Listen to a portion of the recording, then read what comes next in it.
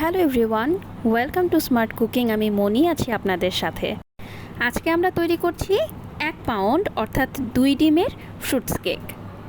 আজকের কেকটি তৈরি করব মাল্টা ফ্লেভার দিয়ে, সাথে মাল্টা জেস্টও থাকবে। আপনারা চাইলে সেম রেসিপি ফলো করে অন্য যে কোনো ফ্লেভার অ্যাড করতে পারবেন। কেকটা যতটা সফট দেখতে পাচ্ছেন ঠিক ততটাই টেস্টি। তো চলুন রেসিপিতে চলে যাই। প্রথমে আমি ড্রাই ফ্রুটসগুলোকে অ্যাড করে নিচ্ছি। এখানে নিয়ে নিয়েছি প্রায় 1/4 কাপ টুটি ফ্রুটি। এটা একটা কেনা টুটি ফ্রুটি, আপনারা চাইলে কিন্তু ঘরেও তৈরি করে নিতে পারবেন। এছাড়া নিয়ে নিচ্ছি একটি খেজুরটাকে আমি ছোট ছোট পিস করে কেটে নিয়েছি। আর নিয়ে নিচ্ছি কয়েকটি কিশমিশ। ড্রাই ফ্রুটস একদম আপনারা আপনাদের পছন্দ মতো নিতে পারবেন। এরপরে দিয়ে দিচ্ছি প্রায় 1 টেবিল চামচ ময়দাটাকে দিয়ে খুব ভালোভাবে এগুলোকে মিশিয়ে নিচ্ছি। জাস্ট একটা কোটিং করে নিচ্ছি। ড্রাই ফ্রুটসে ময়দা কোট করে নিলে কেকের ভিতরে ইভেনভাবে থাকবে। তো এরপরে এক্সট্রা ময়দাটাকে আমি ছেঁকে আলাদা করে নিচ্ছি। তো আমাদের ড্রাই ফ্রুটস একদম রেডি। এটাকে এখন পাশে রেখে দিব। আমরা এখন চলে যাব কেক তৈরির প্রক্রিয়ায়। অন্য একটা বাটিতে নর্মাল টেম্পারেচারের প্রায় 110 গ্রাম বাটার নিয়ে নিচ্ছি। যারা পরিমাপটা বুঝতে পারবেন না তারা বাজার থেকে 100 গ্রামের একটা বার কিনে নেবেন, তাহলেই আর পরিমাপে সমস্যা হবে না। এরপর এটাকে একটি ইলেকট্রিক বিটারের সাহায্যে বেশ কিছুক্ষণ বিট করে নিব, যতক্ষণে এটার কালারটা একটু চেঞ্জ হয়ে আসবে। এরপর একটা স্প্যাচুলা দিয়ে চারিদিক থেকে মাঝখানে সব নিয়ে আসছি। এখানে কিন্তু আমি আনসল্টেড বাটার নিয়েছি। আপনারাও চেষ্টা করবেন আনসল্টেড বাটার নিতে, কারণ সল্টেড বাটার নিলে এটা অনেক বেশি সল্টি হওয়ার চান্সেস থাকবে। এরপর আমাদের লাগছে 1/2 কাপ পাউডার সুগার।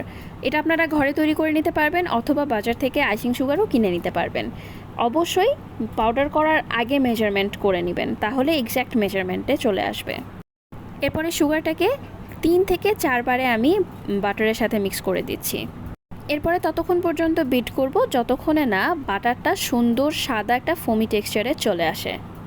এতে করে আমাদের কেকটা অনেক সফট হবে। এমনিতেও বাটার দিয়ে করা কেক কিন্তু অনেক সফট হয়।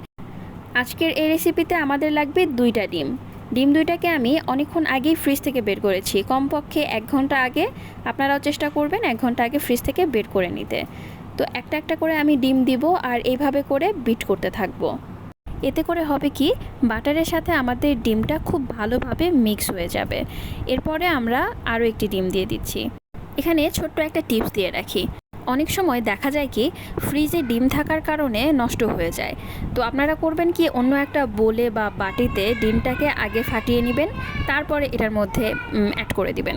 তো কথা বলতে বলতে আমরা কিন্তু দ্বিতীয় ডিমটাও খুব ভালোভাবে বিট করে নিচ্ছি। একটু সময় নিয়ে ভালোভাবে বিট করে দিবেন, তাহলে কিন্তু খুব সুন্দর হয়ে মিশে যাবে।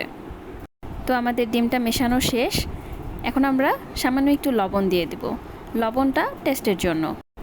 তো এরপরে আমরা শুকনো উপকরণগুলো নিয়ে নিচ্ছি। প্রথমে নিয়ে নিব 2/3 কাপ ময়দা। মেজারমেন্ট কাপের 1/3 কাপ যে কাপটা রয়েছে সেটা দিয়ে 2 বার নিলেই কিন্তু 2/3 কাপ হয়ে যাবে। এরপরে দিয়ে দিচ্ছি মিল্ক পাউডার 2 টেবিল চামচ, এটাও কিন্তু অপশনাল। এরপরে দিয়ে দিচ্ছি 1 চা চামচ বেকিং পাউডার। পাউন্ড কেকে বেকিং সোডার কোনো প্রয়োজন নেই। এরপরে দিয়ে দিচ্ছি 2 টেবিল চামচ কর্নফ্লাওয়ার। পাউন্ড কেকের ক্ষেত্রে চেষ্টা করবেন প্রতি 1 কাপ ময়দার জন্য কমপক্ষে 2 টেবিল চামচ কর্নফ্লাওয়ার ব্যবহার করার। তো শুকনো উপকরণগুলো কিন্তু চেলে আমি ডিমের ব্যাটারের মধ্যে দিয়ে দিয়েছি। এখন একটা গ্রেটার দিয়ে খুব আলতো হাতে মাল্টার জেস্টটা আমরা দিয়ে দিব। খেয়াল রাখতে হবে যেন ভিতরে সাদা অংশ চলে না আসে, তাহলে কিন্তু কেকটা খেতে তিতা লাগতে পারে। আজকে যেহেতু আমি মালটা দিয়ে করব, তাই মালটার রস এবং জেস্ট 2টাই ব্যবহার করছি। আপনারা চাইলে কিন্তু অন্য যে কোনো ফ্লেভার ব্যবহার করতে পারবেন। চাইলে এখানে লেমন ইউজ করতে পারবেন, আবার ভ্যানিলা ফ্লেভারও ইউজ করতে পারবেন। সেক্ষেত্রে মালটা বাদ দিয়ে জাস্ট ভ্যানিলা ফ্লেভারটা ইউজ করলেই হবে। তো সব কিছুকে এখন একটু হালকা নেড়ে আমি বিট করে নিব। বাটার দিয়ে পাউন্ড কেক করলে বেটারটা কিন্তু অনেক থিক হয়ে যায়, এতে ভয় পাওয়ার কিছু নেই, বেটারটা এমনই হবে। এই পর্যায়ে চাইলে ইলেকট্রিক বিটার দিয়েও আপনারা কাজটা করতে পারেন, আবার হ্যান্ড উইক্স দিয়েও করতে পারেন, কিংবা চাইলে স্প্যাচুলা দিয়েও মিক্সিংটা করে নিতে পারেন। মিক্সিংটা খুব বড় কোনো বিষয় না। তো আমি ইলেকট্রিক বিটার দিয়ে খুব ভালোভাবে মিক্সিংটা করে নিচ্ছি।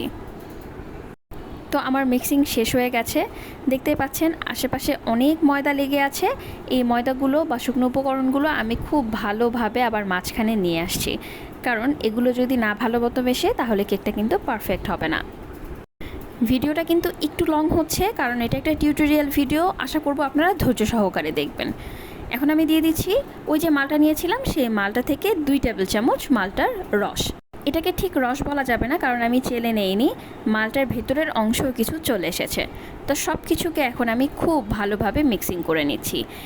আমি আরও একবার বলে দিচ্ছি, এখানে আপনারা চাইলে মালটার বদলে অন্য যে কোনো ফ্লেভার ব্যবহার করতে পারবেন, সেক্ষেত্রে মালটাটা পুরোটাই স্কিপ করবেন। আপনারা চাইলে কিন্তু আমাদের চ্যানেলে দেওয়া অন্যান্য রেসিপিগুলোও ফলো করতে পারেন, যেমন আমাদের পাউন্ড কেকের রেসিপি আছে, স্পঞ্জ কেকের রেসিপি আছে, এছাড়াও বার্থডে কেকের একটা সিরিজ চলছে, চাইলে সেই ভিডিওগুলোও দেখে নিতে পারেন। আর আমাদের চ্যানেলটা যারা এখনও সাবস্ক্রাইব করেননি, প্লিজ সাবস্ক্রাইব করে দিবেন। তো আমার কেকের ব্যাটারটা কিন্তু এখন সম্পূর্ণ রেডি হয়ে গেছে, আর মাত্র একটা উপকরণ মিক্স করা বাকি আছে। তো আমি স্প্যাচুলা দিয়ে আরও একটু ভালো মতো মিক্স করে নিচ্ছি, সাইডে যদি কোনো ময়দা লেগে থাকে সেটা যেন মাঝখানে চলে আসে। তো এখন আমরা কি করব, ওই যে ড্রাই ফ্রুটসগুলো রেখেছিলাম সেটা এর মধ্যে অ্যাড করে দিব। এই পর্যায়েও দিতে পারেন, আবার আপনারা যদি চান যে মোল্ডে ঢালার পরে দিবেন সেটাও করতে পারেন, সেক্ষেত্রে ম্যাক্সিমাম পার্টটাও উপরেই থাকবে। আর এভাবে যদি মিক্সিং করে দেন তাহলে পুরো কেক জুড়েই থাকবে, তাহলে ফ্রুটসটা দেখতে ভালো লাগবে এবং যখন কেকটা কাটবেন আপনারা তখন ভিতর থেকে দেখতে সুন্দর লাগবে। এখানে আমি 6 ইঞ্চি সাইজের একটা ট্র্যাডিশনাল দস্তার মোল্ড নিয়ে নিয়েছি।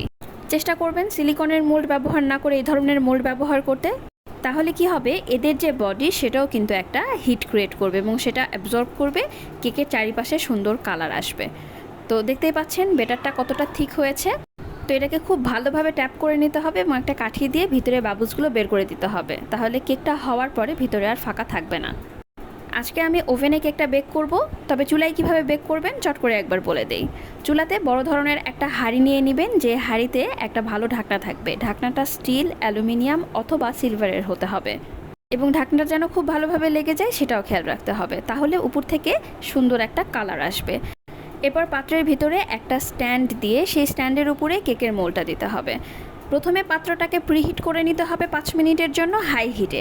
তারপরে যখন কেকের মোল্ড বসাবেন তারপরে লো থেকে মিডিয়ামের মধ্যে রাখবেন টেম্পারেচার, আর 30 থেকে 35 মিনিটের মধ্যে কেকটা হয়ে যাবে। উপরে একটু বাদাম দিয়ে দিচ্ছি ডেকোরেশনের জন্য, এতে করে কেকটা যখন বেক হবে তখন দেখতে সুন্দর লাগবে। কেকটা মোল্ডে ঢালার আগেই কিন্তু ওভেনটা 5 মিনিটের জন্য প্রিহিট করে নিয়েছি। এখন 180-তে 35 মিনিটের জন্য কেকটা বেক করে নিব। তো এই হচ্ছে আমাদের কেকের ফাইনাল লুক। দেখতেই পাচ্ছেন কতটা পারফেক্ট হয়েছে কেক এবং উপর থেকে দেখতেও খুব সুন্দর লাগছে। আপনারা যখন চুলায় কেক বেক করবেন 30 থেকে 35 মিনিট পর অবশ্যই একবার কাঠি দিয়ে চেক করবেন এটা ভিতর থেকে কুক হয়েছে কিনা। যদি না হয় আরও 5 মিনিট বেক করে নেবেন, তবে এর মধ্যবর্তী সময়ে একবারের জন্য ঢাকনা খুলবেন না, তাহলে কিন্তু ভিতরের তাপ বের হয়ে যাবে। তো এটা এতটা গরম আমি হাত দিয়ে ধরতে পারছি না, আমি একবার দেখাচ্ছি কাঠি দিয়ে চেক করে। এইভাবে যখন আপনারা দেখবেন কাঠিটা ক্লিন এসেছে তখন বুঝবেন কেকটা হয়ে গেছে। কিন্তু দুঃখজনক ব্যাপার হলো আমি একটা ব্লান্ডার করে ফেলেছি, খুব গরম অবস্থায় মোল্ড আউট করতে যেয়ে কেকটাকে ভেঙে ফেলেছি।